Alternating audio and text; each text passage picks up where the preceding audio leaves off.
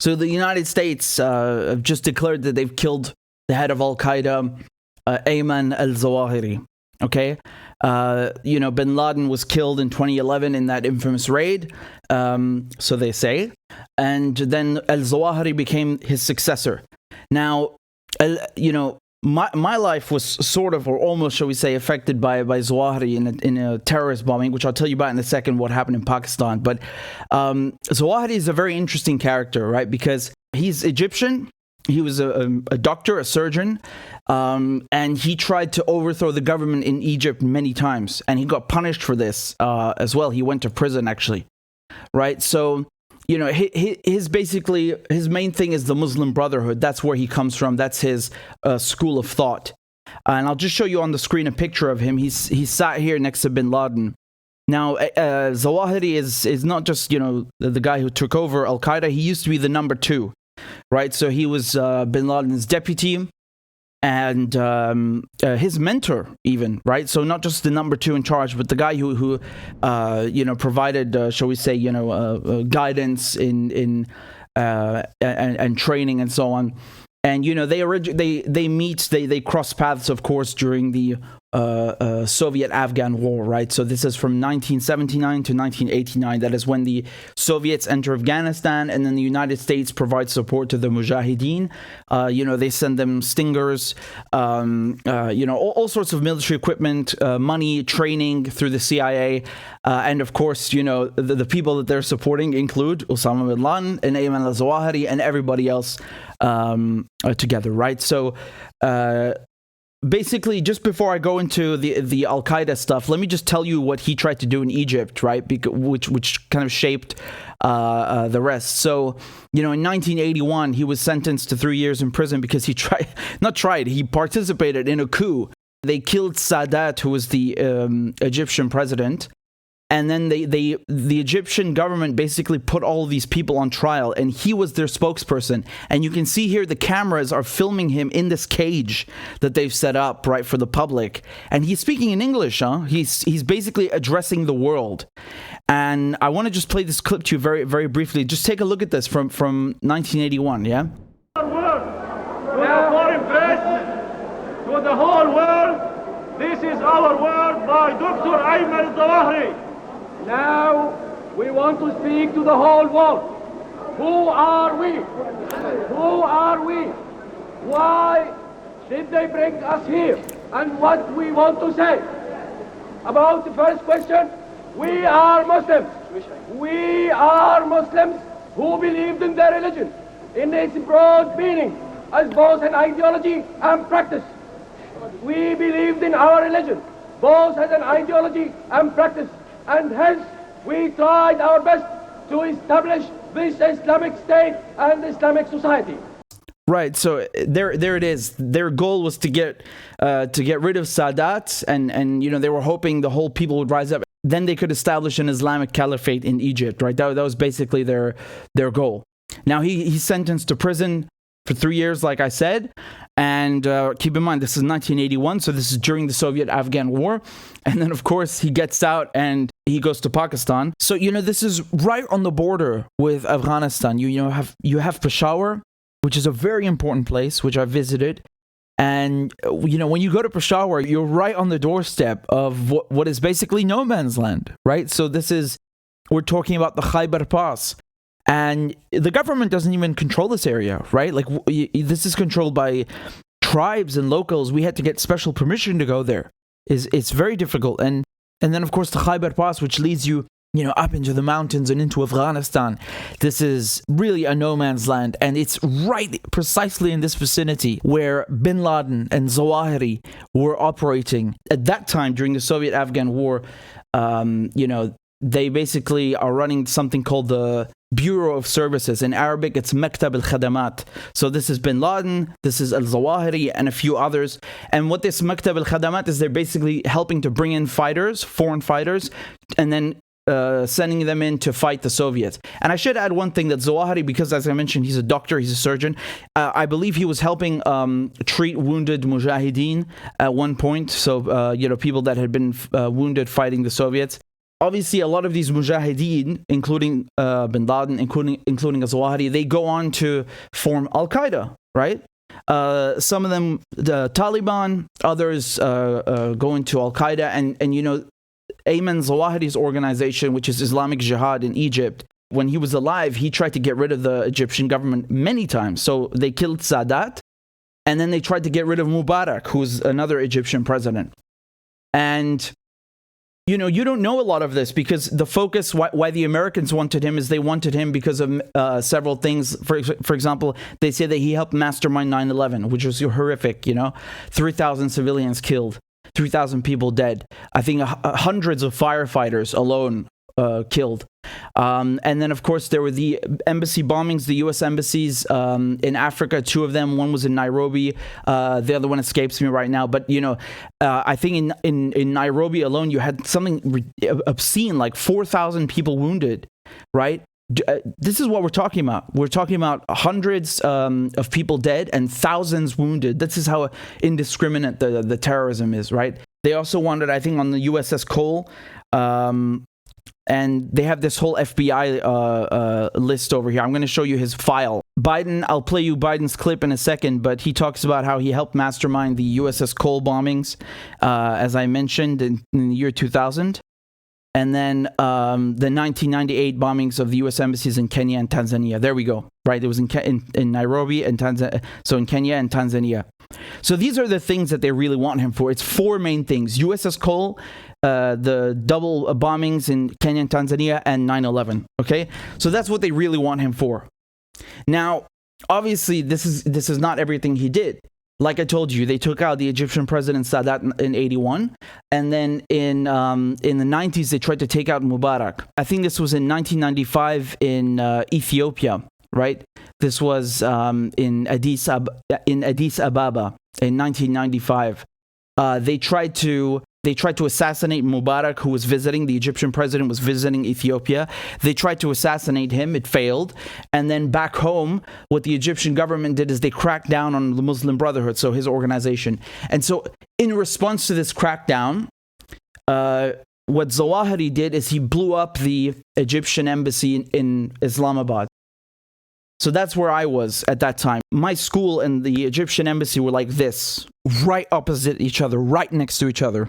It's funny how they describe it in the news, because that's not how I remember it, and it's not correct. This is the one. They say that 2 cars filled with explosives rammed through the compound's gates, killing 16 people. It's true that 16 people died, but I do not remember 2 cars ramming through the gates. What happened is they did a double suicide bombing, which is very common. Basically, what I remember, we were in the classroom, and there was a loud noise, like you heard a car horn outside. Now that I'm an adult and I understand what that is, I think it was a car alarm going off from the first bomb. But I remember we were in the classroom, and the teacher, you know, we were all suddenly quiet. And you got to keep in mind, this is like, we're kids. You need to really make a loud sound to get a bunch of kids to shut up. So this was very loud. And there was some car horn going off outside, and the teacher was, you know, she was worried, and she's like, what is that? Maybe it's a taxi or something, like someone is waiting for someone.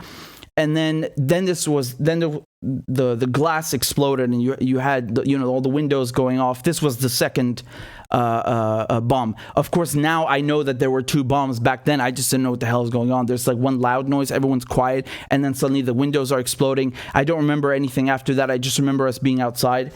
Like they you know, I think they had us lined up in queues outside or something like that. Like they, you know, when there's a fire drill or some kind of drill, everybody has to go outside and get in the line. I think that's what was happening, because we had to wait in some kind of formation outside.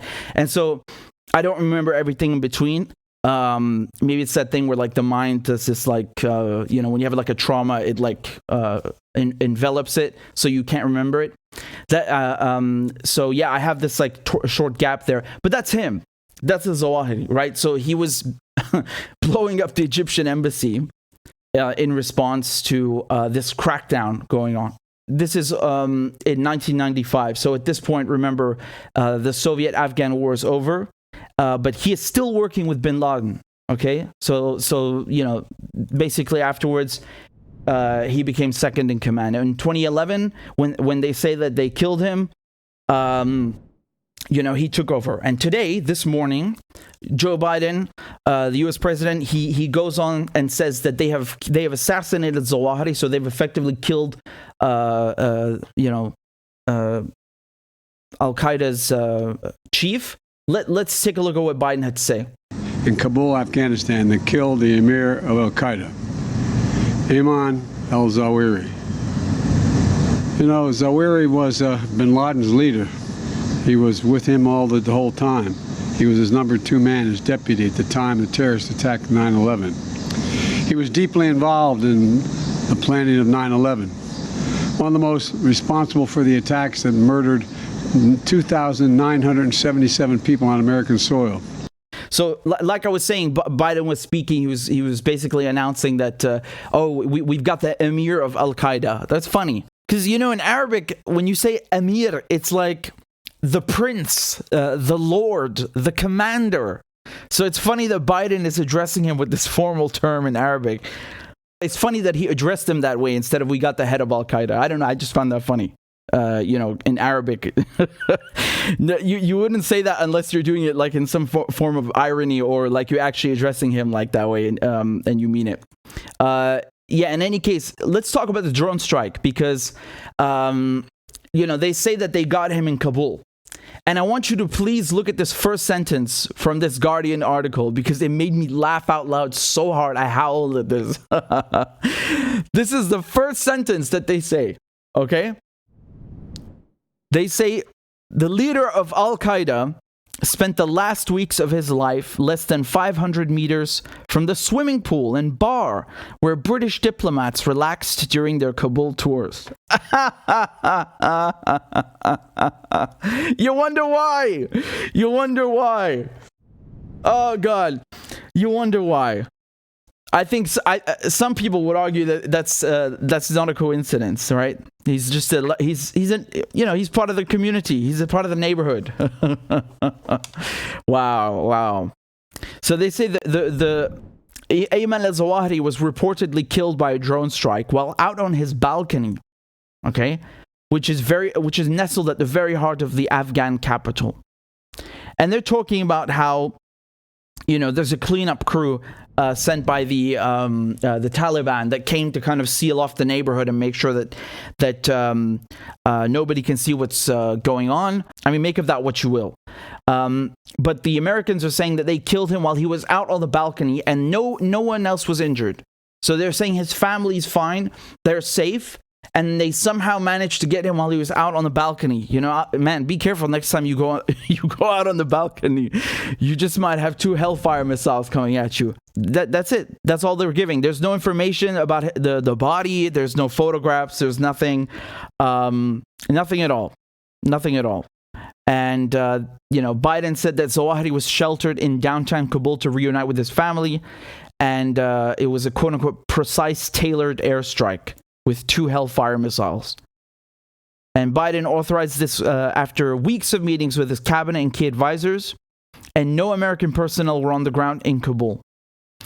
Now, let me say something, man, because a lot of people, given the stature, shall we say, or given the magnitude of this guy's role, as a terrorist in Egypt, internationally, in Pakistan, everywhere, you would think that, they offer some kind of proof, right? The same thing can be said about bin Laden. A lot of people were wondering, like, you just killed the head of Al-Qaeda. You're not going to give us some kind of proof?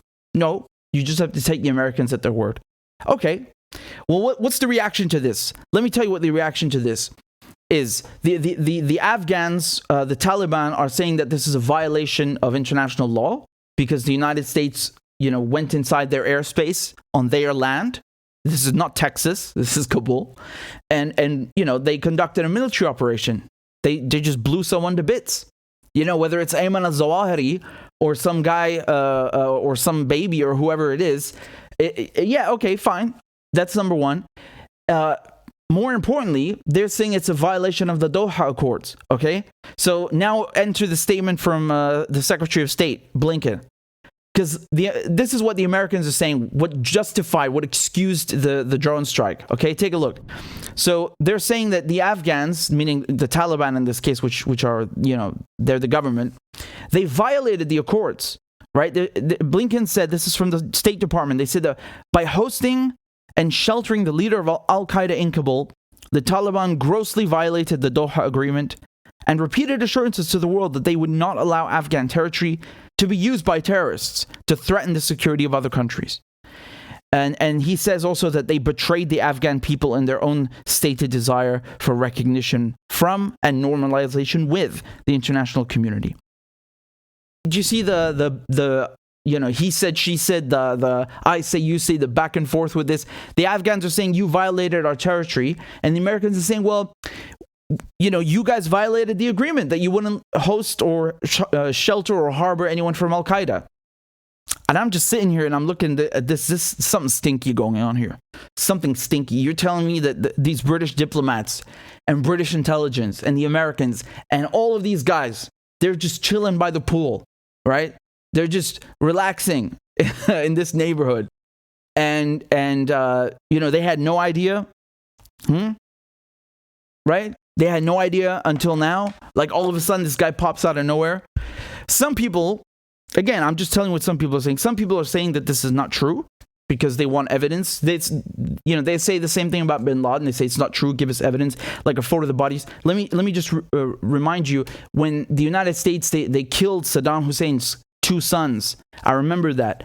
I remember seeing, to this day, I have that etched into my mind. I can see the photo in my mind to this day of their dead bodies, right?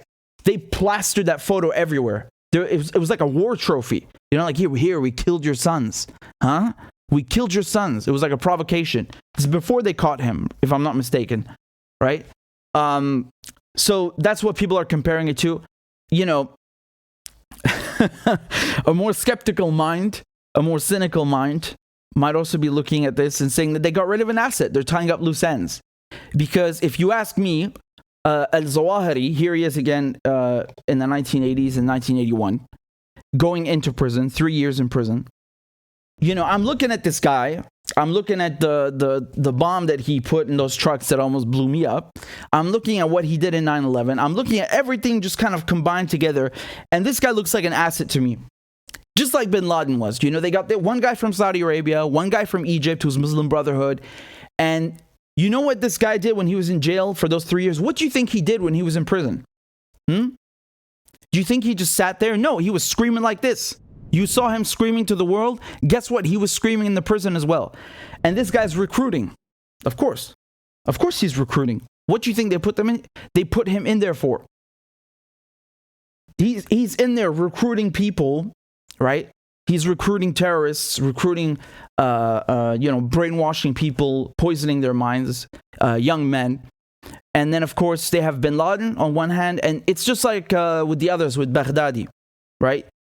Isn't it funny that Jolani and Baghdadi, all these guys, they at one point or another were in U.S. prisons? What do you think happened in those prisons? A lot can happen in prison. It's not an easy place, man. It's an awful place. But I'm just exercising a healthy skepticism, which I kindly invite you to do the same. Don't always take these things, as take it for what it is and take them at their word, because while they say it's just kind of like, the Americans who say, well, Al-Qaeda are terrorists, but then they're working with them, right? With the CIA as an organization. Well, it's the same thing here. It's from the other side, from the flip side. These guys, while they're out screaming that we are Muslims and we will not rest until until Palestine is liberated and every single one of these kafir armies leave our earth. Guess what? They're also collaborating and cooperating with the British, with the Americans. It works both ways, right? You have people like that, hypocrites on both sides, and I think that this guy was one of them. Just again, I'm just saying, this is his FBI file. It's been changed now. He was on the most wanted terrorist. The FBI, they have a most wanted list, an infamous most wanted list, and here they had Ayman al Zawahiri. Right, and he's wanted, as it says up here, for the murder of U.S. nationals outside the United States, conspiracy to murder U.S. nationals outside the United States, an attack on a federal facility resulting in death. And now it says deceased, right? The photo is still there, but it says deceased. Another reason that people are saying is that for the midterms, because Biden has the midterms ahead, and things are not looking well with people paying through the nose for gas. Everything is rotten. Everything is ruined, and things are not looking good for Democrats. This is another thing. I don't know. Personally, I can't say whether that's the reason, but I was joking to myself earlier that I would only believe that this is real if they had found him in Idlib, because Idlib is this part in Syria where they keep finding, or shall we say assassinating. The Americans killed al-Baghdadi, and then they killed al-Quraishi, or whatever the hell his name is. Like, both of those guys, they found them in Idlib, which is where Turkey is, NATO army sheltering these guys. What a coincidence, right? What a coincidence. And they find them among these moderate rebels. What a coincidence. And I was just joking that, it would only be real if he's in Idlib. No, this guy, I most certainly believe that he was in Pakistan or Afghanistan for sure. I just, that's just my hunch. But anyway, whether they killed him or not, whether they killed bin Laden or not, who knows? Who knows? All you can do, and all I can do and all you can do is take the Americans at their word. That's all we can do. We can take Obama at his word, and we can take Joe Biden at his word that they killed these guys. Either way, they're not very nice people, and I think they were certainly playing both sides, certainly, and getting played also. But it's like the mafia; they use you for a couple of things, and then they call it tying up loose ends. Who knows? Who knows? We're just being we're just exercising skepticism here, which is healthy. And you remember what they did with bin Laden? You remember this joke? They said, "Oh no, there's no body, man. We can't show you the body. It's gone. It's gone. We threw it into the sea, into the ocean. So in accordance with Islamic burial and laws." And I'm thinking, they're like, "What? You have respect now suddenly for Islam? Yeah. No, you doing something funny now. You shouldn't have said that part, because now I'm really suspicious of you, of the United States."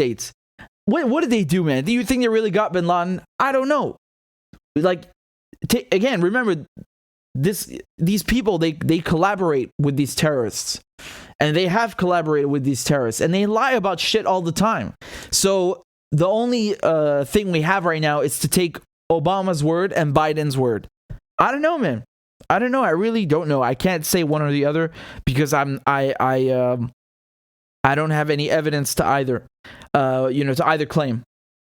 But my gut feeling is that I'm leaning more towards that they're bullshitters.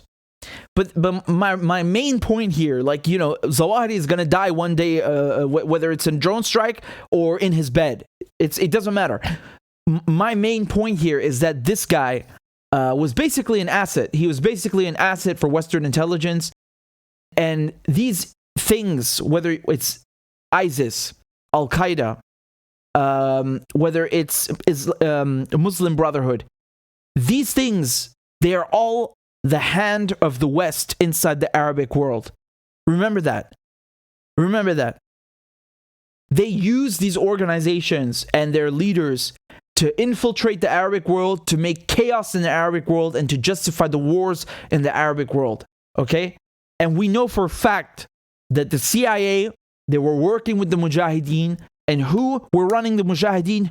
Who was in Maktab al-Khadamat in Peshawar during the war with the Soviets? Osama bin Laden, Ayman al Zawahiri, they were there. These guys were in the Mujahideen, they were helping the Mujahideen, they were the leaders. The point men, shall we say, is a better word. They had the money, they had the means, they were running all of this stuff, helping get the fighters to get in, treating the fighters. And these are the guys, they go off and they are doing, they're bombing embassies and they're attacking the Americans, all this stuff. It doesn't matter, man, whether they turned against them for real or they didn't turn against them. They are the hand of the West inside the Arabic world. Never forget that. Never forget that. ISIS or Daesh, Al-Qaeda, is the Muslim Brotherhood, is all the West that is running. All of these organizations are being run by the West, is what I'm trying to say. So we'll leave it at that.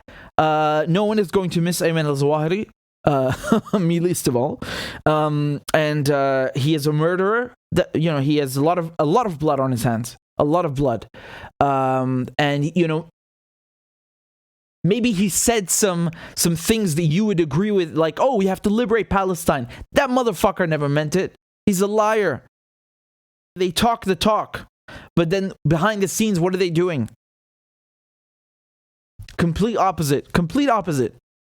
So remember that these guys, they're basically assets for the CIA, for the West.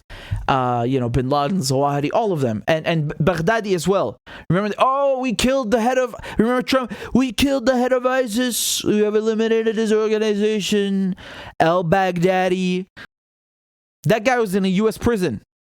Do you think we forgot? Jolani, the guy who's running Hayat Tahrir al-Sham in Syria, which is basically Al-Qaeda. He was also in the same prison. What did the U.S. do to those guys in prison? Did they recruit them? Did they help them recruit others? Who knows? Who the hell knows? You will find out when it doesn't matter anymore. That's when the truth will come out. But let me tell you, brothers and sisters, these motherfuckers, never take them at their word. Never take them at their word. They're liars. They're scammers. They're thieves. They're scandalous. Whether they say the guy got killed in a drone strike or he fell off a balcony, this doesn't take anything away from the main focus here, from the big picture, right? So don't lose sight of that.